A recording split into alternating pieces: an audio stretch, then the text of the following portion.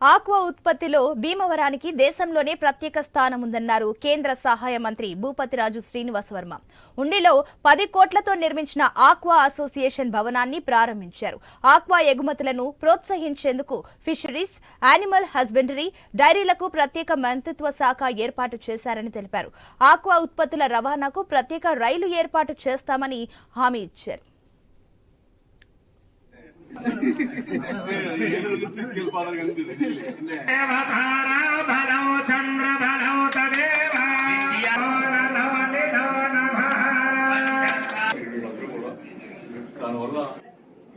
నేను ఎంపీ అయ్యాక మంత్రి అయ్యాక మొట్టమొదటిగా ఒప్పుకున్నటువంటి ప్రారంభోత్సవ కార్యక్రమము ఈ ప్యాకర్స్ అండ్ ట్రావెల్స్.